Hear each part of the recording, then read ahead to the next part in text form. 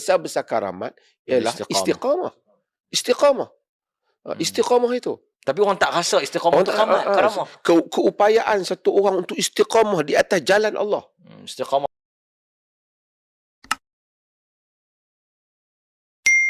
Sebab dia bagi dia tasawuf tu satu ilmu lain.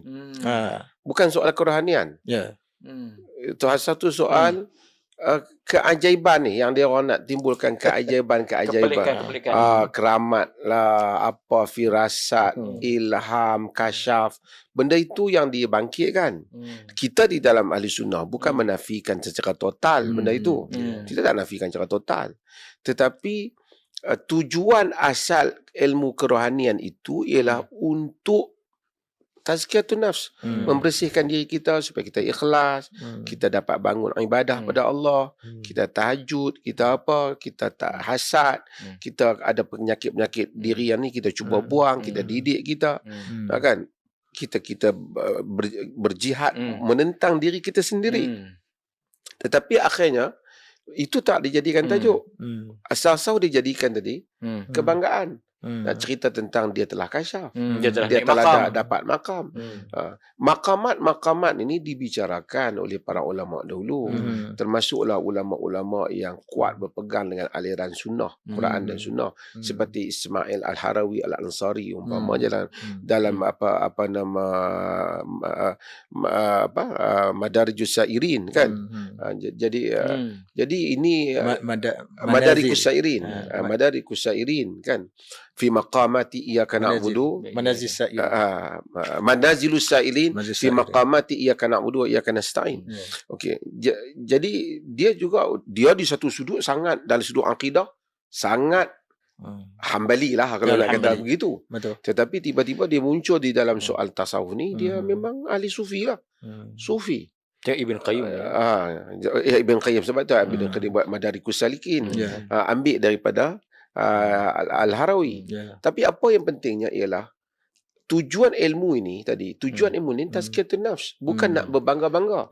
Yang sekarang yang muncul ni, dia nak jadikan kebanggaan tasawuf tu. Kita tidak nafikan hasil daripada orang-orang yang mendekatkan diri pada Allah, dia akan muncul perkara-perkara yang luar biasa. Ada hal yang, tapi itu bukan tujuannya. Itu pemberian hadiah Allah. Dia kadang-kadang apa yang dinamakan dengan kasyaf. Tapi ia bukan suatu sumber hukum. Kadang-kadang ada berlaku. Tapi boleh berlaku. Boleh berlaku. Ya ayyuhalladzina amanu in tattaqullaha yaj'al lakum furqana. Jika kamu bertakwa pada Allah, Allah jadikan kepada kamu furqan. Kamu dapat membezakan antara benda-benda yang mungkin nak diungkap tak boleh. Tapi itu nur yang Allah jadikan dalam diri orang mukmin. Firasat kan.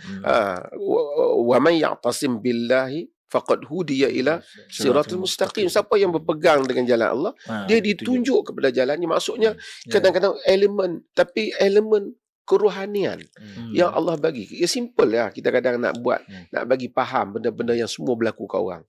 Kalau kita niat nak tahajud, setiap malam kita niat tahajud, Allah akan kejutkan kita. Jam tak kejut kita, kita bangun. Akan ada kita dibangunkan. Kita pun tak tahu macam mana kita boleh bangunkan. Kita dibisikkan untuk bangun.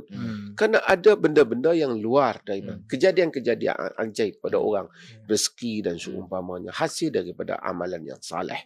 Ini semua berlaku. Ahli sunnah tak menafikan benda itu. Wa man yattaqillaha yaj'al lahu makhraja. Siapa yang bertakwa pada Allah, Allah jadikan untuk dia jalan keluar. Bahkan jadi dalam hadis yang Bukhari, kan, ma yazalul 'abdi yataqarrabu ilayya bin nawafil hatta uhibbahu, kan. Fa idza ahbabtuhu fa kuntu sam'ahu alladhi yasma'u bihi wa basaruhu alladhi yubsiru bihi wa yaduhu allati yabtashu biha wa rijluhu allati yamshi biha. Maksudnya sentiasa hamba aku tu mendekatkan diri pada aku dengan ibadat sunat sehingga aku sayang kat dia. Bila aku sayang, akulah mata yang dia melihat dengannya. Akulah telinga yang dia mendengar kau. Hebat tu. Akulah tangan yang dia memukul dengannya. Akulah kaki yang dia berjalan dengannya. Maksudnya akan berlaku perkara-perkara yang pertolongan Allah pada dirinya. Ini semua bukan makam yang aku nak ibadat kerana nak kasyaf. Dia bukan. Itu yang berlaku pada Sami-Sami Buddha dulu. Dia buat segala exercise kerohanian kerana dia nak mencapai benda pelik-pelik. Dia tak kira Yoga jalan dan apa. Yoga dan seumpama yang dia kata dia boleh tahan nafas lah, tafakur. Tapi agama bukan begitu. Agama awak jadi soleh dan takwa. Hadiah Allah benda tu. Tapi sebab tu sebesar-besar karamat ialah istiqamah. Istiqamah itu. Tapi orang tak rasa istiqamah tu karamah. Keupayaan satu orang untuk istiqamah di atas jalan Allah.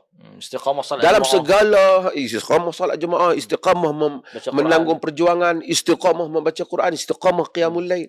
Itu adalah karamah. Bukan orang boleh buat. Kalau kita tengok orang tua hak duk pi ke orang muda ke yang sentiasa kita orang duk pi sembahyang subuh berjemaah. Bukan senang nak bangun tu. Orang boleh tengok bola sampai pukul 3 pagi, sembahyang jemaah subuh jemaah dia tak boleh buat. Itu semua adalah merupakan karamah. Itu yang patutnya dicapai oleh manusia. Tapi sekarang ni kita tengok bukan ni tajuk dia. Tajuk dia aku lantas tahu hak ni wali. Wali ni boleh singkap terai. Hak ni wali, dia pula jadat ni, dia pula boleh cerita benda-benda ajaib, dia mimpi. Mereka jadikan hasil daripada kesolehan itu seolah-olah mereka klaim saya telah dapat. Maksudnya apa? Maksudnya kan hang kena tahu aku soleh. Kenapa aku nampak aku soleh? Sedangkan ilmu tasawuf asal itu tujuan dia tawaduk, nak bagi tawaduk, nak menyembunyikan amal, tak mau riak. Tapi dia jadi sebaliknya. Ini yang menjadi masalah.